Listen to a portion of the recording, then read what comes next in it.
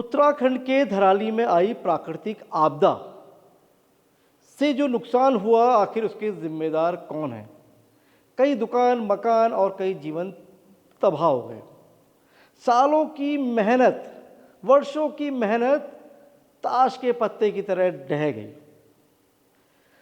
और बची क्रेडिट लेने की होड़ कि आखिर धराली पहले पहुंचेगा कौन। क्या ये सवाल उस समय ज़रूरी नहीं थे जब धराली में अंधाधुंध इंफ्रास्ट्रक्चर खड़ा किया जा रहा था।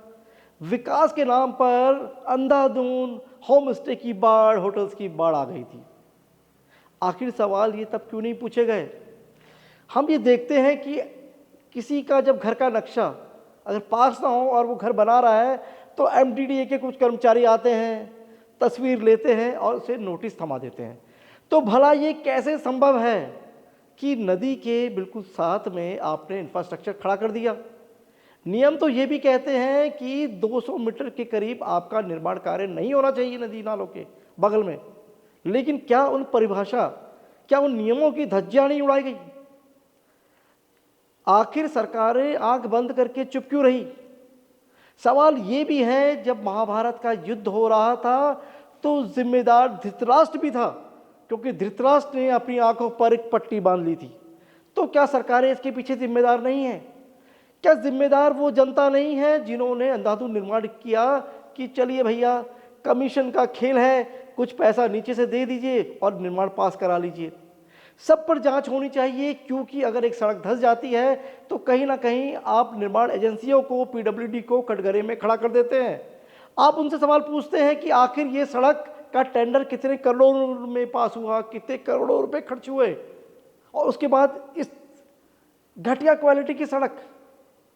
आखिर सवाल तो उन सरकार से भी बनेंगे, सवाल तो तमाम उन एजेंसियों से भी बनेंगे। आखिर किसके संरक्षण में ये अंधाधुंध निर्माण शुरू हुआ, खड़ा हुआ। कहा तो ये भी जा रहा है कि नदी अपने रास्ते पे ही थी और नदी का कहीं ना कहीं रास्ता घेर लिया गया। नदी आपके पास चलकर नहीं आई, आपने नदी का अतिक्रमण कर लिया। सवाल बहुत है, दुख भी है, क्योंकि सवाल केवल धराली का नहीं, सवाल पूरे उत्तराखंड का है, सवाल पूरे भारत का है, सवाल हिंदुस्तान का है, जहाँ उत्तराखंडी मुंबई, महाराष्ट्र, दिल्ली, पुणे, नोएडा से बैठकर भी जब ये कार्यक्रम देख रहे होंगे तो ज़रूर सोचेंगे एक बार कि आखिर जिनको हमने खोया, क्योंकि सवाल भी तो यही है, जब तक दर्द तब होता है जब कोई अपने परिवार के किसी को खोता है, तब शायद उस पीड़ा को सोचता है। सोचना होगा कि आखिर जागेगा कौन, सबसे पहले जागेगा कौन। जो इस तरह की प्राकृतिक आपदाओं के बाद जो नुकसान हो जाता है, क्या सवाल यही है कि 5,000 रुपये बांटे या 10,000 रुपये बांटे, 50,000 बांटे। क्या 50,000 या 5 लाख रुपये बांटकर क्या आप उन परिवारों को वो खुशी दे पाएंगे। क्या उनके परिवारों के जो सदस्य जो खो गए हैं, जो जिंदगी भर के लिए, जीवन भर के लिए उनसे बिछड़ गए हैं, क्या आप उन्हें वापस कर पाएंगे, लौटा पाएंगे। शायद नहीं। इन तमाम सवालों के हम जवाब ढूंढेंगे। हम हर एक पक्ष से बात करेंगे, हम भूवैज्ञानिकों से भी बात करेंगे, वैज्ञानिकों का दृष्टिकोण समझेंगे, हम नेताओं का दृष्टिकोण भी समझेंगे, जिनको अपनी वोट बैंक की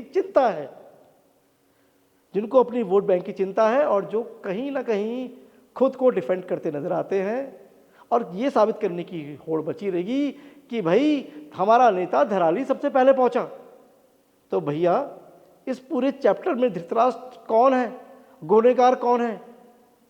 क्या केवल प्राकृतिक आपदा बोलने मात्र से कहीं ना कहीं उन अपराधियों को संरक्षण नहीं दिया जा रहा। जी बिल्कुल, अपराधी ही कहेंगे हम। क्या उनको संरक्षण नहीं दिया जा रहा, जिनकी देख रेख और जिनकी आंखों के नीचे ये सब कार्य हुए। आखिर कब उन पर एक्शन होगा।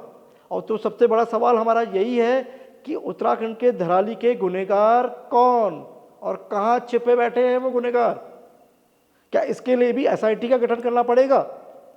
क्या इसके लिए सीबीआई की जांच होगी, या राजनीतिक इच्छा शक्ति दिखेगी और वो बोलेगी किसी को बख्शा नहीं जाएगा। तमाम सवालों की, तमाम चीज़ों की पड़ताल होगी भारत न्यूज़ लाइव के साथ।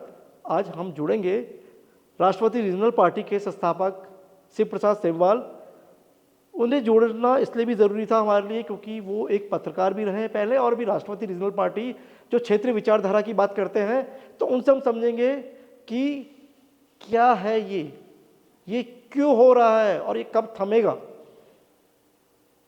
क्या केदारनाथ में 2013 में आपदा से हमने कुछ सीखा?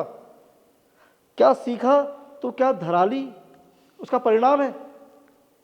और नहीं सीखा तो कब सीखेंगे, कब जानेंगे आखिर कितने लोगों की बलि लेंगे आप? मैं भारत न्यूज़ लाइव के लिए अपने कैमरा सहयोगी शिववर्धन सिंह के साथ अजय नौटियाल, आप करिए इंतज़ार। अभी ठीक रात 8 बजे हमसे जुड़ना ना भूलें, और अगर आपके मन में कोई सवाल है तो सवाल हमें ज़रूर भेजें, हम तमाम वो सवाल लेंगे, सवालों की बौछार होगी और जानेंगे कि आखिर धराली के गुनहगार कौन है और कहाँ छिपे बैठे हैं। धन्यवाद। भारत न्यूज़ लाइव से जुड़ने के लिए इसे लाइक, सब्सक्राइब और बेल आइकन दबाएं।